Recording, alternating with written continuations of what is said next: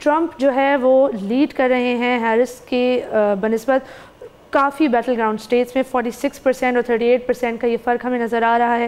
اس کے علاوہ یہ بھی آپ کو بتاتے چلیں کہ کافی لوگوں کے کنسرنز ہیں کہ ٹرمپ کی جو پالیسیز ہیں وہ گلوبل فائنینشل سسٹم پر کافی برا اثر لائیں گی۔ انفیکٹ لوگوں کا یہ بھی کہنا ہے کہ جو ڈیٹ ہے اس میں بہت زیادہ انکریز ہو جائے گا اور جو کلائمیٹ چینج کے اوپر کافی کام ہو چکا ہے وہ ریورس ہو جائے گا۔ بالکل، اور وہ کلائمیٹ چینج کو اس طرح ریکگنائز نہیں کرتا جس طرح کیا جانا چاہیے۔ اور امریکہ کی انرجی پروفائل پچھلے کچھ سالوں سے اسپیشلی بائیڈن ایڈمنسٹریشن کے اندر کانسٹنٹلی فوکسڈ تھی کہ کلائمیٹ چینج کو مد نظر رکھتے ہوئے رینیوبل انرجی کی طرف جائے، لیکن اب ایسا شاید نہ ہو کیونکہ اگر ٹرمپ پاور میں آ گئے تو ان کا تو کوئی موڈ نہیں ہے کلائمیٹ چینج پر کام کرنے کا۔ انفیکٹ وہ تو مانتے ہی نہیں ہے کہ یہ کوئی چیز بھی ہے۔ ویل ڈونلڈ ٹرمپ سے بندہ کیا کہہ سکتا ہے، he was one of those جو کہ to a very large extent was a COVID denier. Exactly, ہاں، انفیکٹ کافی حد تک تو مجھے یاد ہے لوگ سوچ رہے تھے کہ شاید وہ ویکسینیشن بھی نہیں کرائیں گے، پریونشن انہوں نے لیکن انہوں نے کہا کہ میری باڈی میں ویکسین گئی، اور مطلب انہوں نے کہا کہ وین آئی ون اگینسٹ، آپ کو یاد ہوگا کووڈ،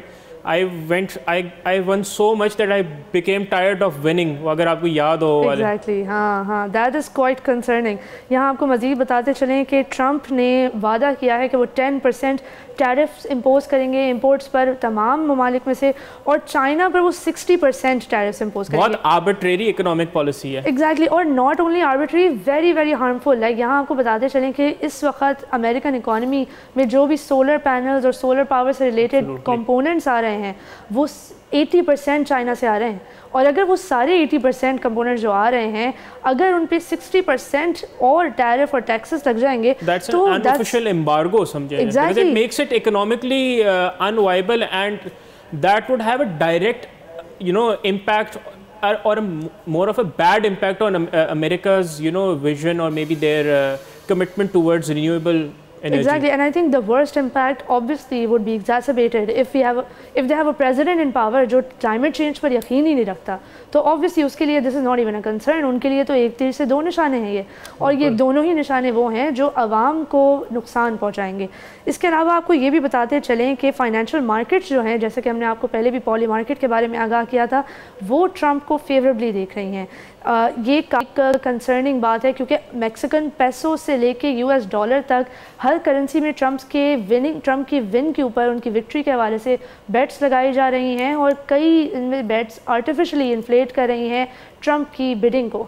تو اس سے ظاہر ہوتا ہے کہ پولز میں بھی آپ کو کچھ سمجھ کے ہی یقین کرنا چاہیے اور زیادہ تحقیق کرنی چاہیے before you accept something to be true. Absolutely, it is not necessary for the polls to be exactly correct. Well, polls give you an idea but it is not necessary for them to be correct. Which is why ہم یہ بھی اپنے ناظرین کو بتاتے ہیں اکثر کہ آپ کو پولز جب آپ پڑھتے ہیں تو کئی پولز کو ایک ساتھ پڑھنا چاہیے تاکہ آپ کو ان کے بیچ کے ڈفرنس سمجھ آئے، take out an average of it.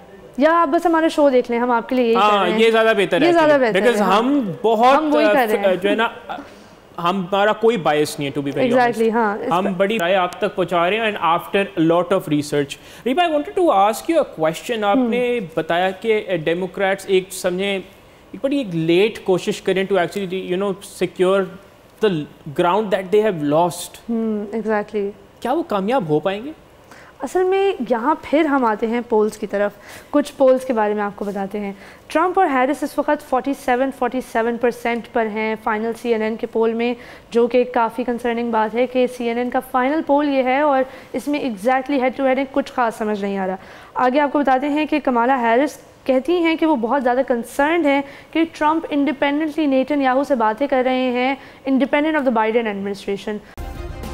Subscribe کریں اور بیل دبائیں تاکہ کوئی خبر رہ نہ جائے۔